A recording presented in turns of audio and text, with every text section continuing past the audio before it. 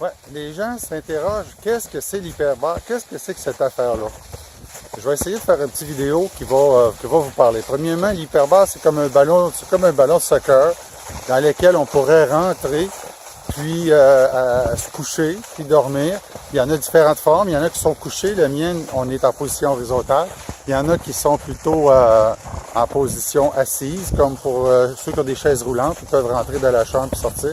Il y en a qui sont en parois flexibles, on peut les transporter en avion, on peut les amener à une chambre d'hôtel, comme pour les sportifs. Et puis si vous trouvez que ça saute un peu dans la vidéo, ben là présentement, on est à cheval, et puis tantôt on va passer à la maison, je vais vous expliquer. Donc, qu'est-ce que ça fait? C'est qu'on s'installe dans un endroit où est-ce que c'est qu'on met de la pression. On augmente la pression avec un compresseur. Et puis, ça nous donne plus d'oxygène dans notre sang. Les bienfaits, bien, on parle de favoriser les cellules souches oxygénées. Ça brûle les graisses qui sont au mauvais endroit. Ça enlève l'inflammation. Ça va aider au niveau cognitif parce que ça amène de l'oxygène, qui est un des aliments principaux qui est nécessaire à notre cerveau. Ensuite de ça, donc ce petit vidéo-là, dans le fond, c'est sans prétention. Je vais vous expliquer un peu l'effet de la pression sur la bulle d'oxygène qui est transportée par le globule rouge. Le globule rouge, hein, lui, c'est le transporteur. Lui, il amène l'oxygène jusqu'aux cellules.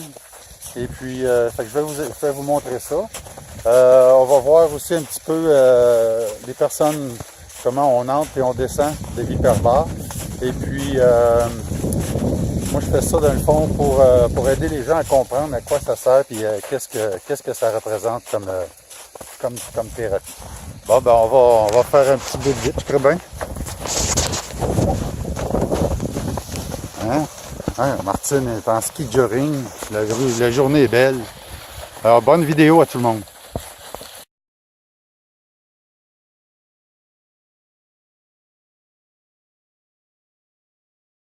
Devant la chambre hyperbare, dans le fond, c'est un sac, dans ce cas ici, cette chambre-là est faite en Kevlar. C'est la marque Oxynova. Et puis, celle-là, 7 pieds de long par 30 pouces de diamètre. Sur le dessus, ici, on a deux fermetures éclairs qui sont imbriquées. Et puis, on va, avec le caoutchouc fermé étanche, on va refermer la fermeture éclair. Puis, à l'intérieur, on a une personne qui est touchée. Et puis, cette personne-là va recevoir l'oxygène sous une forme pressurisée. Il y a aussi possibilité de mettre un concentrateur d'oxygène pour les personnes qui souffriraient d'emphysème. Alors, le bruit qu'on entend, c'est le bruit d'un compresseur. C'est lui qui pousse l'air à l'intérieur. Et puis, une fois que la séance est terminée, la personne ressort simplement de la chambre. Bon, quelqu'un m'avait dit qu'on avait quasiment 300% d'oxygène dans notre corps quand on allait dans cette chambre d'hyperbare-là à 1,3 atmosphères. J'ai jamais vérifié avec les calculs de pression. Ce que j'ai essayé de faire, moi, c'est que je suis allé à l'intérieur de la chambre hyperbare, puis je me suis dit, si j'allais me coucher dans le fond d'une piscine et puis que je retenais mon souffle, je serais probablement capable de durer. Alors, quand j'étais jeune, on durait à peu près 1 minute. Maintenant, ce que j'ai fait, c'est que j'ai pris une grande respiration, puis j'ai complètement coupé mon respire. J'ai mis ma minuterie sur mon téléphone. Puis là, j'ai regardé. Puis là, après 1 minute, là, mon corps me disait, hey, il faut respirer, on a arrêté de respirer, il se passe quelque chose. Puis je me suis parlé, j'ai dit non, je me sens pas engourdi, je me sens pas mal. J'ai continué, j'ai tenu mon respire. Puis comme je n'étais pas au fond de l'eau, je pouvais ouvrir la bouche puis respirer à tout moment. Et on sent vraiment qu'il y a plus d'oxygène dans l'hyperbare. Alors, quand j'ai dit finalement, il faut que je respire, je suis rendu au bout, puis là, je sentais que là, je manquais d'oxygène, ben j'étais rendu à 3 minutes 40 secondes que je retenais mon souffle. Fait qu'effectivement, dans mon corps, j'avais beaucoup plus d'oxygène qu'ici, actuellement, assis dans le salon. C'est pas une place où est-ce qu'on va suffoquer, on reçoit de l'air frais sur nous. Les gens qui sont fortement intoxiqués ou qui sont dans des problèmes de santé, souvent vont avoir aussi de l'anxiété. Puis de l'anxiété, ça va amener à des peurs. Puis des peurs, ce serait peut-être la claustrophobie. La majorité des gens qui viennent en hyperbare, ils voient pas vraiment un problème claustrophobe et ils viennent et puis au début c'est intriguant, c'est petit, on a l'impression qu'une fois que ça gonfle, ça devient 30 pouces de diamètre pour cette chambre-là. Il y en a qui sont 34, 32, 36 pouces. Et puis, on a quand même beaucoup d'espace. Qu'est-ce que ça fait l'hyperbare? Dans le fond, c'est qu'en amenant beaucoup plus d'oxygène, il y a des endroits dans notre corps où il manque toujours d'oxygène. Entre autres, la moelle épinière, tout ce qui est colonne vertébrale, les fémurs, la moelle épinière qu'il y a dans les os, c'est un endroit où est-ce que l'oxygène a de la misère à passer. Qu'est-ce que ça fait la moelle épinière?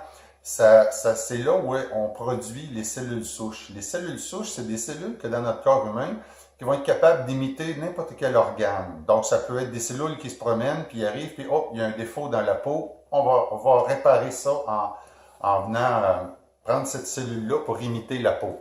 Il y a aussi des cellules souches qui vont aller pour réparer le foie, il y en a qui vont aller pour réparer les yeux, il y en a qui vont réparer tout. Donc, en favorisant les cellules souches par l'oxygénation, on va favoriser toutes sortes de guérisons. On entend beaucoup parler de l'hyperbare pour les enfants, les autistes, mais c'est excellent pour à peu près tous les types de pathologies. Les gens qui s'en vont se faire opérer auraient intérêt avant aller en hyperbare pour mettre leur système optimum. Après l'opération à l'hôpital, aller encore en hyperbare pour guérir les tissus. Souvent en opération, on va avoir reçu des produits pour s'endormir, on va avoir eu des coupures, on va avoir eu toutes sortes de manœuvres chirurgicales. Donc l'hyperbare va aider à guérir ça.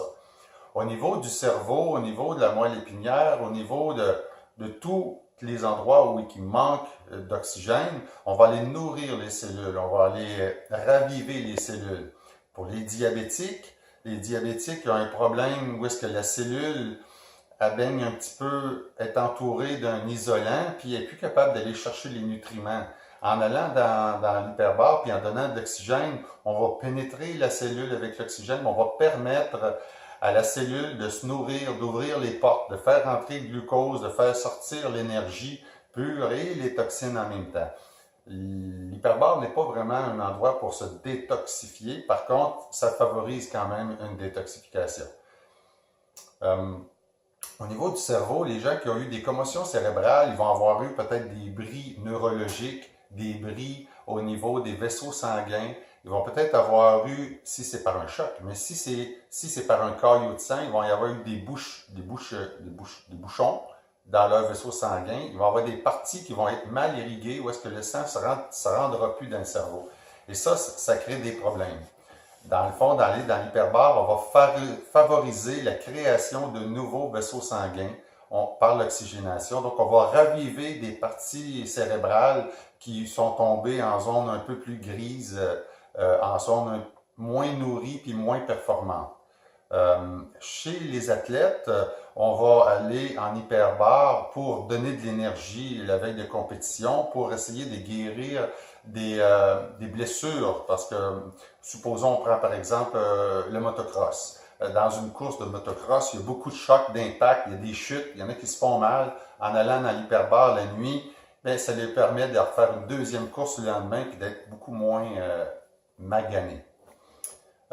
Donc, production de cellules souches, c'est un anti-inflammatoire. Alors, tous ceux qui ont des problèmes d'inflammation, aller dans l'hyperbare, ça va les aider, ça va enlever les courbatures, ça va peut-être pas les enlever, mais ça va les adoucir. Tous ceux qui ont des problèmes avec les métaux lourds et les nouvelles maladies comme la sclérose amyotrophique latérale, Parkinson, Alzheimer, apparemment que l'hyperbare pourrait soulager et aider à retarder l'apparition de ces maladies-là, si c'est selon les recherches qui sont faites actuellement.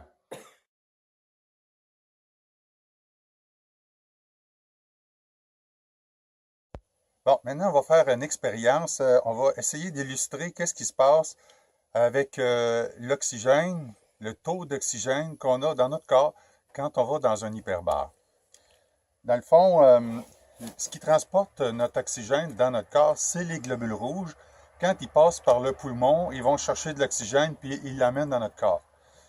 Alors, pour simuler ça, pour représenter ça, dans le fond, les sacs de plastique vont être comme si c'était des globules. Leur rôle, ça va être de prendre de l'oxygène pour l'emmener dans le corps. Fait que moi, je suis comme le poumon. Moi, je suis le poumon. Moi, je reçois les sacs, je reçois les globules rouges, et puis je vais mettre de la neige dedans. Alors, dans le premier sac, je vais mettre de la neige que je ne vais pas compacter. Je vais prendre un morceau de neige, puis je le rentre dedans sans le compresser. Donc, il est à la pression, il est tombé comme ça, puis là, on est au printemps quand même, la neige est compactée. Je remplis mon sac, je remplis mon globule, je vais le fermer maintenant. Le globule, il est rempli d'oxygène, puis il peut s'en aller dans le corps. Bon, j'ai un petit peu de problème à le fermer. Il est vraiment rempli à craquer, il ne peut pas en contenir de bien plus. Ça, c'est un globule qui est à pression atmosphérique. C'est-à-dire que, comme je suis ici, dans la forêt, sur la terre, en arrière de la maison, je respire, puis mon sang il est saturé à 100% d'oxygène. Quand on s'en va dans une chambre hyperbare, ben, notre globule il va prendre encore la neige qu'on va mettre dedans. En fait, la neige représente l'oxygène. Le globule se remplit d'oxygène, mais là, l'hyperbare, ça crée une pression. Fait que on va compacter la neige qu'on met dedans. On va compacter l'oxygène. Parce que l'hyperbare, lui, il augmente la pression. Dans le cas de la chambre hyperbare que j'ai, on va à 1,3 atmosphère, c'est-à-dire qu'il y a 30% de plus que. Là maintenant, j'ai compacté un bug. J'ai cassé le sac, mais on va dire que le sac est fermé aussi, puis qu'il est bien compacté. Donc maintenant, on a nos deux globules. On va aller peser combien d'oxygène qu'on a mis dans chaque sac. Le sac à pression atmosphérique, le sac à pression de l'hyperbare.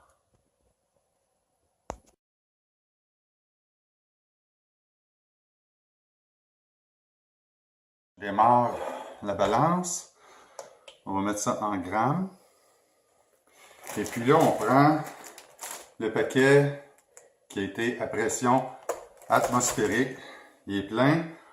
On voit qu'il est à 2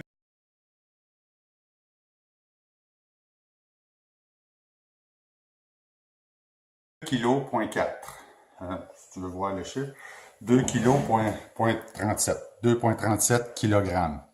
Si je regarde la comparaison, celui que j'ai compacté, on est à 3 kg,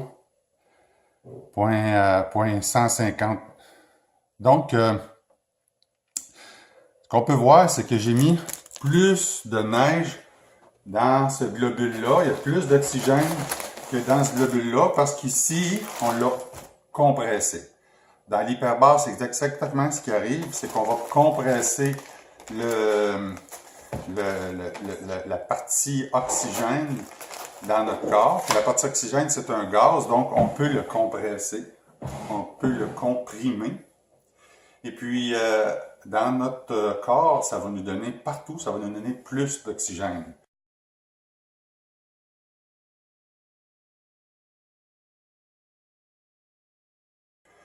Quelqu'un qui irait dans une tente à oxygène, ça ne fait pas exactement la même chose. Une tente à oxygène, ça va permettre aux poumons de recevoir l'oxygène.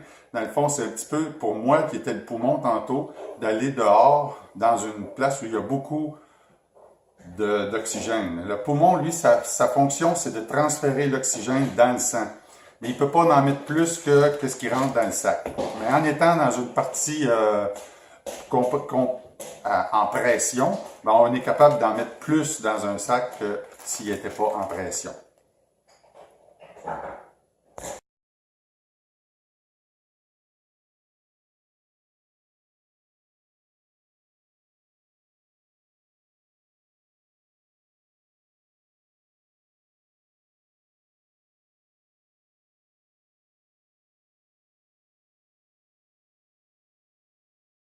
Donc, oxygénation, création de cellules souches, favoriser les vaisseaux sanguins, les petits vaisseaux sanguins à se recréer.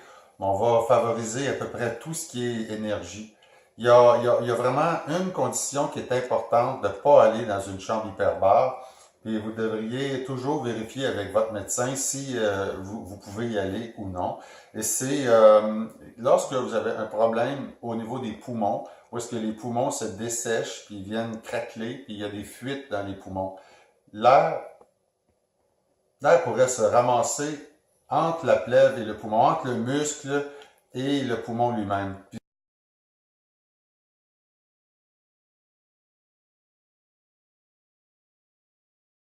Donc, pour les cas de pneumothorax, c'est complètement à proscrire l'hyperbare. Euh, Souvent, les gens vont aller à des cliniques pour aller en hyperbare. On peut pas, faut truquer. Le truc qu'on fait de faire mettre plus d'oxygène dans le globule, transporter plus d'oxygène avec le globule rouge, comme dans l'exemple du sac, c'est un truc qui dure pas longtemps. Le corps s'aperçoit qu'il y a une supercherie. Puis, on ne peut pas dépasser 1 heure ou 1 heure et demie à la fois quand on va dans l'hyperbare. Parce que là, à la longue, le corps il va s'adapter, puis qu'est-ce qu'il va faire? Il va dire, moi j'ai en masse d'oxygène, donc je vais retirer des globules. Si on enlève des globules, on va faire descendre le taux d'oxygène dans notre corps. Et c'est pas ça qu'on veut. Vous savez, quand les gens vont monter le K2 ou l'Himalaya, le mont Everest, eux autres, il faut qu'ils s'en aillent à un camp qui est à 6000 mètres d'altitude pendant une semaine de temps. Puis là, ils deviennent faibles parce qu'ils manquent d'oxygène. En manquant d'oxygène, leur corps va produire plus de globules pour en transporter plus. Eux autres, c'est l'effet inverse. Le globule qui arrive au mont, il part de Montréal, il part du niveau de la mer, puis il s'en va au mont Everest. Étant donné que c'est plus haut puis qu'il y a moins de pression atmosphérique, il va grossir. Le corps, lui, il va se dire, oh, c'est beaucoup trop gros ça. Il va le ramener à sa grosseur normale. Mais là, comme il manque d'oxygène, comme la pression est moins élevée, il y a moins d'oxygène à l'intérieur. C'est comme si la neige était très, très, très légère à l'intérieur. Donc, on manque d'oxygène dans notre corps. La période d'adaptation dure généralement une semaine. En une semaine, on va faire plus de globules ou on va en enlever. Lorsqu'une personne va aller avec un enfant ou pour elle-même suivre des thérapies d'hyperbare, on va prendre peut-être par session de 40 heures, 1 heure le matin, 1 heure le soir, à tous les jours pendant une semaine. Les gens qui partent, je ne sais pas, de la Gaspésie puis qui doivent se rendre à Québec ou à Montréal ou à Toronto, ils doivent payer leur transport, leur hôtel, des frais de repas. Alors, c'est ce qui fait que la thérapie hyperbare devient aussi chère. C'est pas seulement le temps qu'on passe dans l'hyperbare, mais c'est le fait qu'il faut en faire souvent des petites périodes de temps. Euh, Moi, j'avais des problèmes avec ma santé et puis j'ai décidé de m'acheter une chambre hyperbare parce que j'avais confiance en ça. En 4 ans, j'ai fait plus de 2500 heures en hyperbare et je suis convaincu pour moi que c'est le summum de la santé par la paresse. Il y a des trucs qui coûtent rien mais qui demandent des efforts. Il y a des trucs qui coûtent peu puis qui demandent un peu moins d'efforts, qui sont agréables aussi. Il y en a qui sont déplaisants puis il y en a qui sont agréables. Dans l'hyperbare, dans le fond, c'est la machine, elle coûte très cher, mais on se couche puis on dort, on fait aucun effort pendant qu'on est dedans. C'est un moyen paresseux d'être en santé. Ceci étant dit, ça me permet de faire des plus grosses journées et puis de profiter mieux de la vie dans une condition physique qui est meilleure pour moi.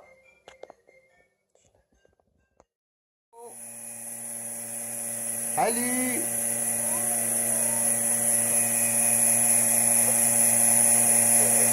T'as des grimaces? Viens me dire bonjour dans l'autre trou, là. Oh, ça va.